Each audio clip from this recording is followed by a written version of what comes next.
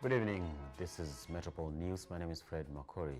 The Bar, Hotels and Liquor Traders Association has voiced its opposition to the proposed increase in excess duty on beer and spirits. If adopted, the lawmakers, the lobby group, said this will lead to an increase in illicit alcohol trade as Kenyans will smuggle cheaper products from other markets. Speaking during a press conference at a Nairobi hotel, the lobby group led by Bulletin National Chairman Simon Njoroge noted that the government should be cognizant of the current hard economic times that Kenyans are going through and not burden them further through harsh laws that risk pushing thousands of Kenyans out of jobs. They have said the proposed excess duty will not only affect manufacturers, farmers, but also businesses and consumers. The lobby group has sent a petition to the National Assembly protesting any further amendments to the Finance and Planning Committee report recommendations. The group has indicated that they are aware of MPs who proposed the increased taxes on alcoholic beverages beyond what was initially proposed in the Finance Bill 2022.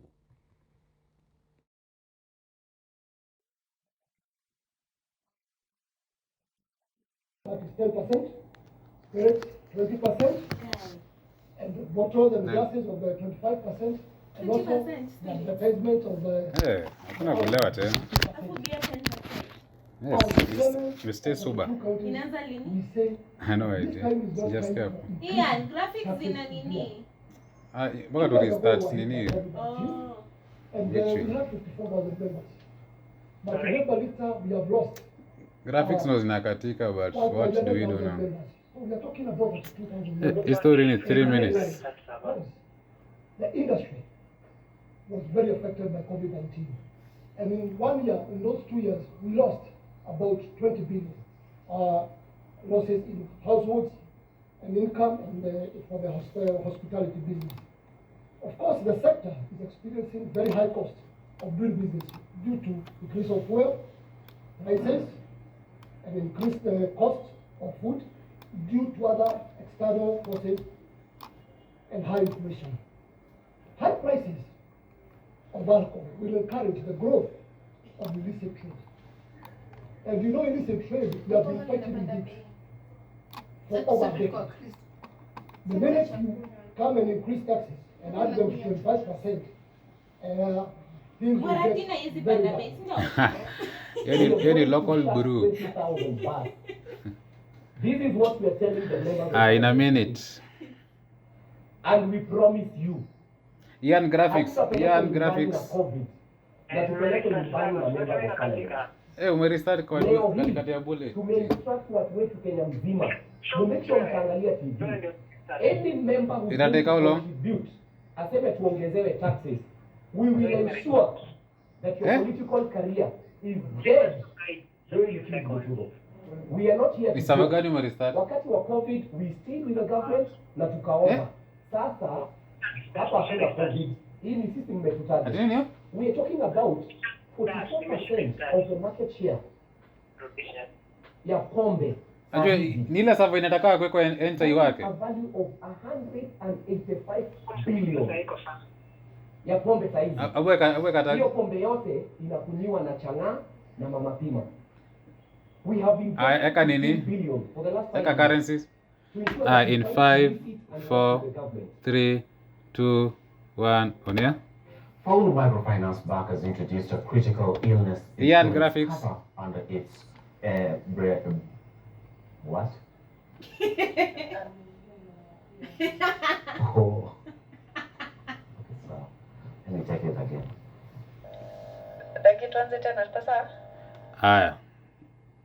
Take it. Paul Microfinance Bank has introduced a critical illness Story insurance cover under its back insurance business aimed at providing additional coverage for first-time diagnosis of the listed conditions. The new solution is aimed at mitigating extreme financial burdens that Kenyans incur when medical expenses related to critical illnesses occur and incur more than average medical cost and traditional health insurance falls short. Old Bank Managing Director Akolo Njoroge said the cover will allow one to seek treatment at their facility of choice locally or internationally, as well as enabling users to manage the lifestyle changes that may be required on diagnosis. Already available for subscription, the new cover is set to sell from as low as 500,000 shillings to 10 million shillings. Any Kenyan aged 18 to 55 is eligible to sign up for it. Hapson? These products coincide with the just gone through in the market of All Mutual, one brand. And today, there's a particular one we're rolling out called the critical illness. This critical illness cover that we're rolling out in the bank is a very unique product that allows us to take care of our loved ones. It focuses on what we call the critical illness. Critical illness, we're talking about diseases like these are like heart diseases, talking about cancer, we're talking about Alzheimer's disease. This very unique ailments that actually are very common in our society. And we have to ask ourselves, in the event that this happens, 7, 6, 5, 4, 3, 2, 1, on air. The Kenya Medical Supplies Authority KEMSA CEO Terry Ramadan has assured pharmaceuticals, nursing and medical stakeholders that reforms at the authority have started in earnest. The reforms, she said, will be geared at repositioning KEMSA as an effective health production and technologies supply chain solutions provider in the local public healthcare space. Speaking when she received a delegation from the Pharmaceutical Society of Kenya, Kenya Medical Association, Kenya Dentist Association, and the National Nurses Association of Kenya, MS Ramadan said the authority is banking on the support of its stakeholders and will maintain a consultative approach in its operating model. Speaking on behalf of the pharmaceutical and medical stakeholders, PSK Chairperson Dr. Daniela Monene reiterated the professional stakeholders' commitment to facilitating reforms at KEMSA. She stressed that healthcare professionals have a social contract to ensure good health outcomes and will continue to champion the interests of the general public they continue to serve. Under the new KEMSA credit management strategy, the authority has set a target to collect at least 500 billion monthly in outstanding dues from county governments to boost its service delivery capacity. Upsound? Focusing on really 3 simple but really impactful and powerful points. Number 1 is the operational excellence that includes all the other excellences in people, in systems, in processes. And that is geared really at making sure that everybody who requires to get our support across the country is able to get the commodities at the last mile. The second one is a focus on customer service. Our core stakeholders that buy products from us must feel the impact of us. We must add value to that process so that we are not always having the same issues around we don't have drugs, there are stockouts. You know, we need to listen and actually focus on solving those problems.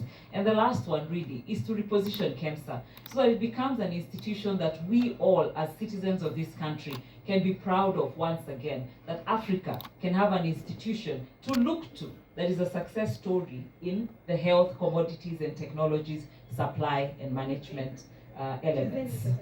KEMSA is on a path to restructuring, aligning processes and systems to ensure that, as the CEO said, operational excellence and adherence to standards.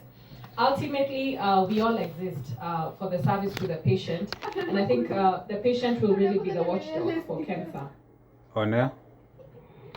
The Cooperative Bank of Kenya has been crowned as East Africa's Regional Bank of the Year by the Africa Development Bank at Accra, Ghana.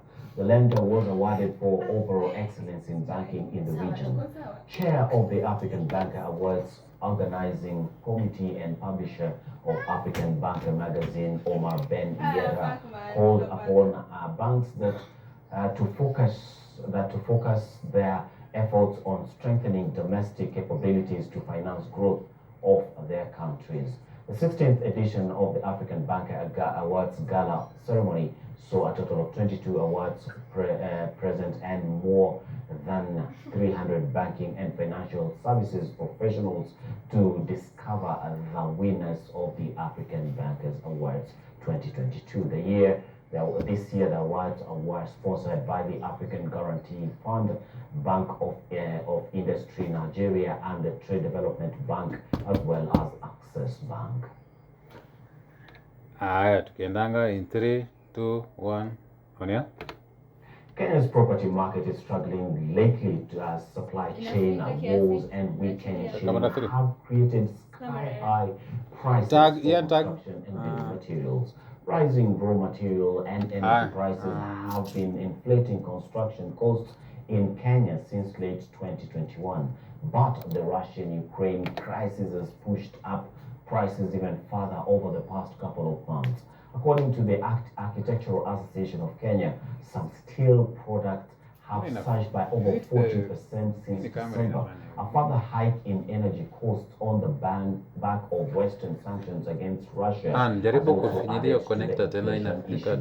But experts say it is the local Kenyan shilling that is compounding matters, as it has weakened against the major currencies and is now projected to remain under sustained pressure against the US dollar. The high input cost comes as Kenya's construction industry was just starting to shake off the negative effects of the COVID-19 pandemic, which brought the sector almost to its knees. Industry insiders are now worried the current rising cost of building materials can undo all that progress. Upson?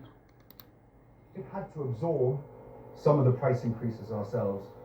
We have taken certain mitigation measures, such as front-running inflation as much as possible by essentially disrupting this whole just-in-time inventory delivery and actually stocking raw materials on site. Like if you look back in early February, we saw almost a 40 to 60% price increase almost overnight in rebar. The same sort of price increase for cement. In fact, in cement, we actually had a shortage of cement at one point where we just couldn't find any cement in the market. And majorly is now the input costs. First of all, we are looking at freight costs. The prices of global oil prices has been on an uptrend, and that has percolated even into the freight costs that the cement and steel companies are getting. In 10. Issues around dollar shortages. Some of these companies are not in able 5, to 4, the suppliers 3, 2, in hard currency 1. terms. Kenya's rail cargo transportation volumes have seen continuous growth as the standard gauge railway has boosted the efficiency of the country's Mombasa port. The SGR launched in 2018 links the port of Mombasa to the freight terminal in the Kenya capital Nairobi. Overtime. Seen a big increase in the number of ships arriving. Underpinning the great role the standard gauge railway has played in opening up business in the region. A spot check of players in the freight and cargo business say SGR has provided a fast, efficient and cost-effective means of transporting containers to and from the port. The direct linkage between the port and the SGR expedites the distribution of cargo from Mombasa to Nairobi and to hinterland destination across East Africa. We have seen an increase in the local cargo that comes into this country, and we have also seen an increase in the cargo that is being offered for SGR. We have protocols of which containers we are supposed to rail, and now when we look at each vessel that comes to the port, we are doing an average of 65 to 70% of the local cargo per vessel via SGR. One of the visible things that you can see when you come to the port is, of course, the expansion of our yards, the creation of a whole portries yard that did not exist reclaimed from the sea. There's a lot of investment in terms of the machinery that we're using. Our officers have also now been trained on a new technique of how to handle railway. Turning to the day's closing numbers from the Nairobi Security Graphics Group Holdings led the day's gainers to edge up 8.60% to trade at 1 shilling and 28 cents. Nairobi Business Ventures followed the 8.7% to sell at 4 shillings and 10 cents per share. WPP Scan Group posted a 7.2% growth to settle at 3 shillings and 24 cents. Ndio inakuja saa hii. Gained 5.28% to sell at Nimetoa graphics iweke and 95 cents. Nation Media Group ended the day with 5.26% up to close at 20 shillings per share. Turning to the day's losing stocks, Olympia Capital Holdings dropped 8.64% to close at 2 shillings and 1 cent per share. Liberty Kenya Holdings shed 7.69% to sell at 5 shillings and 4 cents. The newly ranked Regional Bank of the Year by AFDA, the Cooperative Bank of Kenya, plunged 4.42% to sell at 10 shillings and 80 cents. Real estate firm Home Africa Limited recorded 3.03% down to exchange at 32 cents. Diamond Trust Bank posted a 2.28% drop to close at 53 shillings and 50 cents. Equity Group Holdings was the day's biggest movers with over 9 million shares, followed by Safaricom and then the next 7 million shares. Britam Holdings hit about 1 million shares, while the energy distribution power moved nearly 500,000 shares. Finally, energy generator Kengen closed the day by moving at least 200,000 traded shares.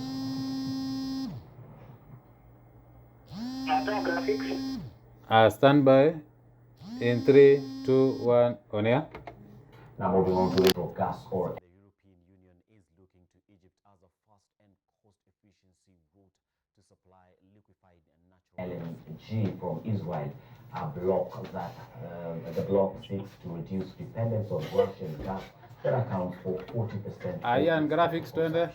The EU's proposed deal aims to increase Israel's stocks. Egypt currently at 1.5 billion cubic meters a year to be liquefied in the North African country and shipped to Europe.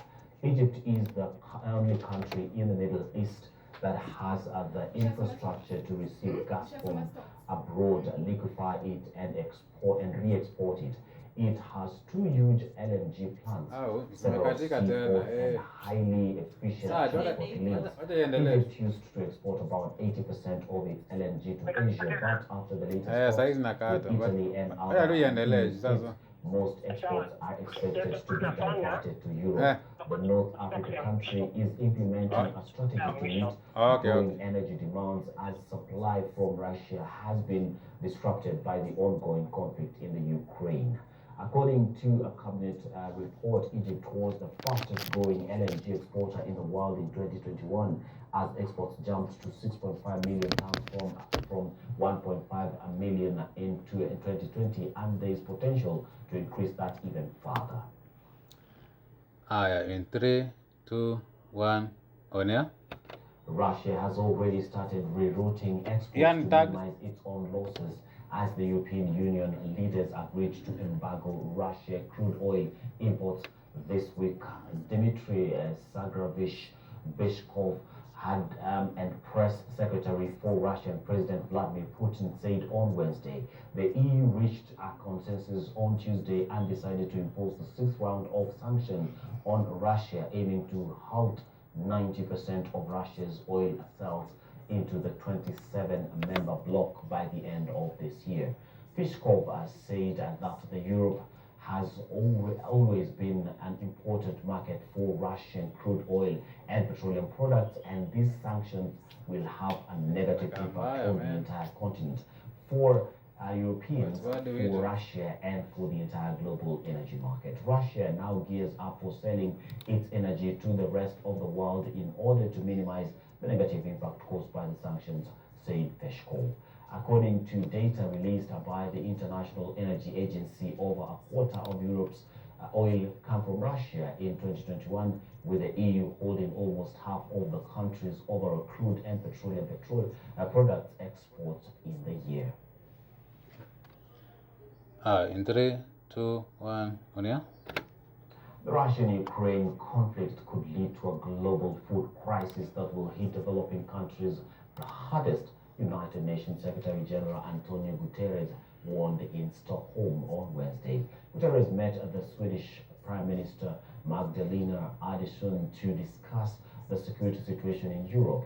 recovery from the pandemic and the green transition on the day. Speaking at a press conference following the meeting, Guterres said that the food crisis cannot be resolved effectively unless Russia's manure and food production and Ukraine's food production can reach world markets again. Guterres also called for swift decisions to counter the food crisis that could arise from the conflict, putting developing countries most at risk.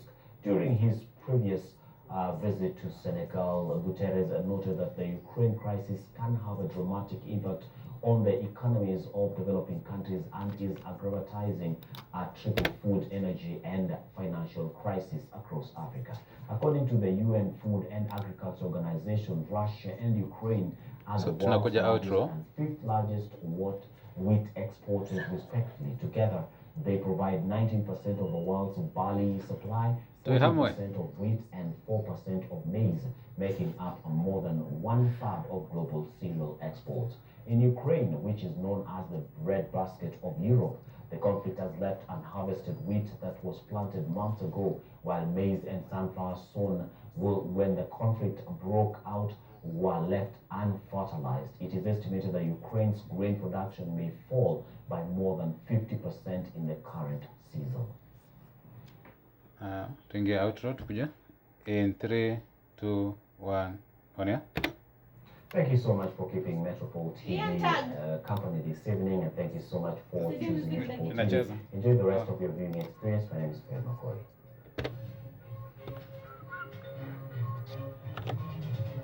Ngoja. Haya. Tuwe hamu etake. Tadina.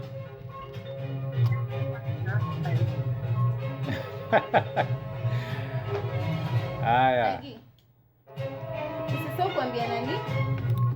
Sawa hiyo. Usisahau kuambia Oliver tu. Ile kati ya story tu ya.